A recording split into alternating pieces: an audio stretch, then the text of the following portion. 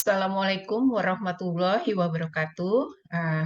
Kembali lagi kita bertemu untuk membahas mengenai materi perkuliahan kalkulus 1 ya. Untuk pertemuan kali ini kita memasuki pertemuan keempat dengan materinya adalah mengenai fungsi linier yang berkaitan dengan gradien, kemudian dengan titik, kemudian titik dengan garis, serta menentukan koordinat kartesius dan koordinat kutub. Ya.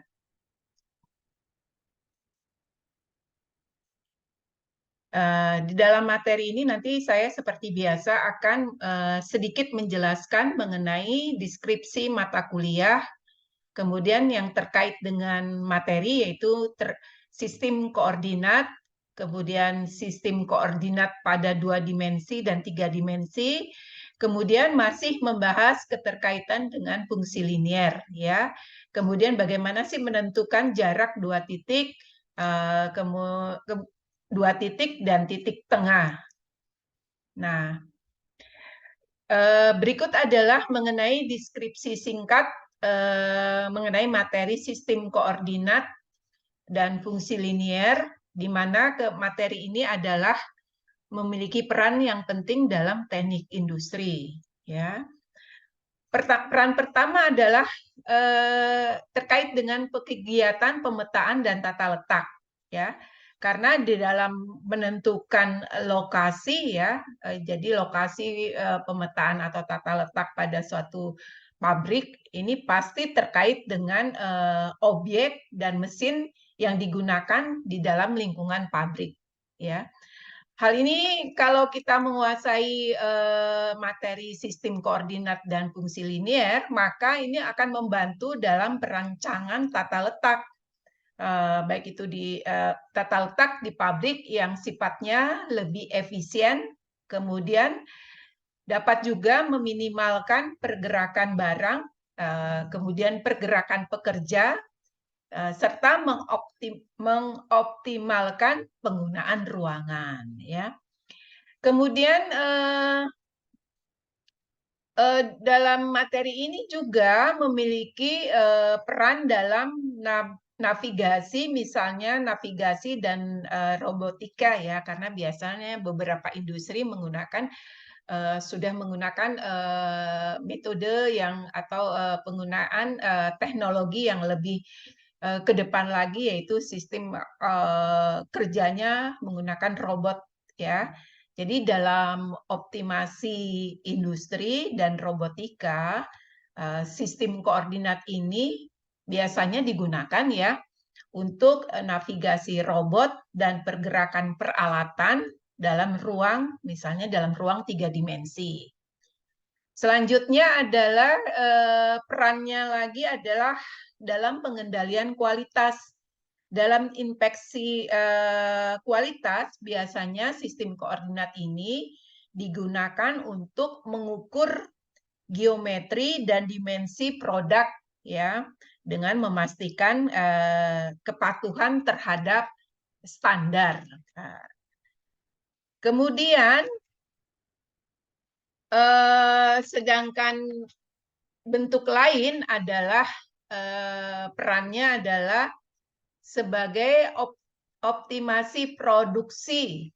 Di sini adalah fungsi linier digunakan untuk mengoptimalkan penggunaan sumber kerja ya, kemudian mesin dan bahan baku ya. Jadi 3 komponen ini bisa dirancang, didesain sedemikian rupa sehingga dapat membantu mengurangi biaya produksi sambil meningkatkan efisiensi tentunya.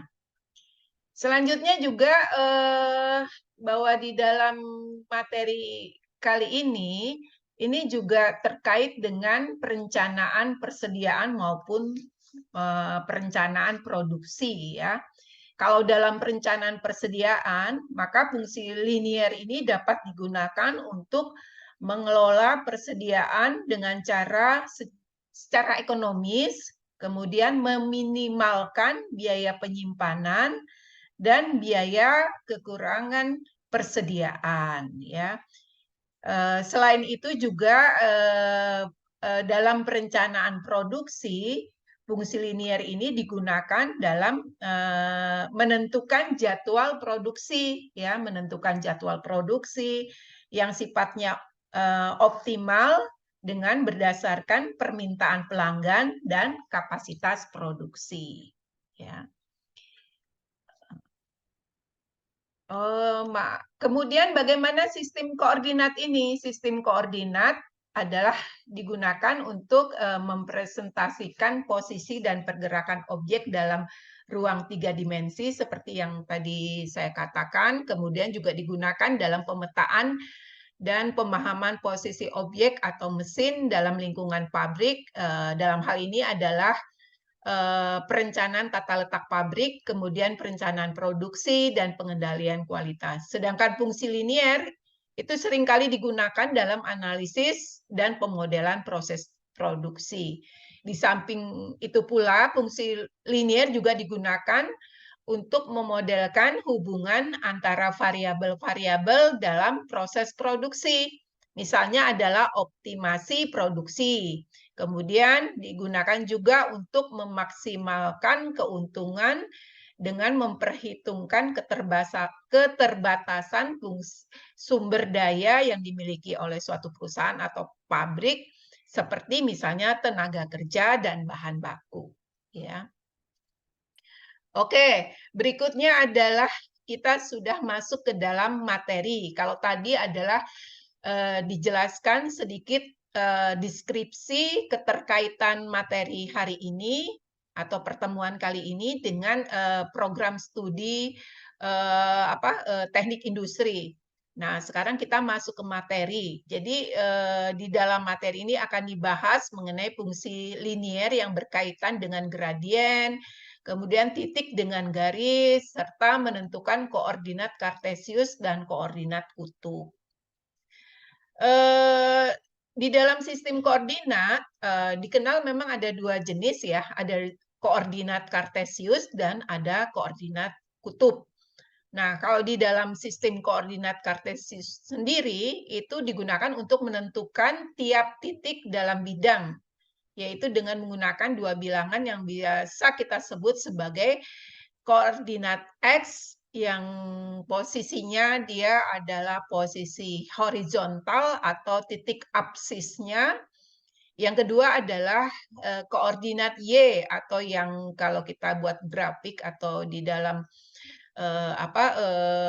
bidangnya itu yaitu bersifat vertikal, itu yang kita sebut sebagai titik ordinat, ya.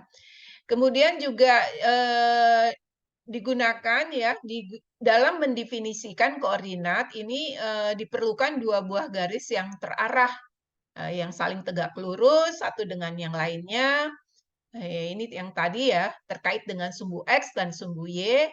Kemudian menentukan juga panjang unit dan dibuat tanda-tanda pada kedua sumbu tersebut. Ini bisa kita lihat pada gambar 1, ya. Mungkin kalian sudah terbiasa dengan model seperti ini. Misalnya di dalam satu koordinat kartesius, kita misalnya mengambil titik merah, di mana titik merah ini mengandung berapa nilai dari sumbu X-nya dan sumbu Y-nya. Misalnya di sini adalah -3 untuk sumbu X, kemudian koma 1 berarti itu adalah untuk sumbu Y-nya.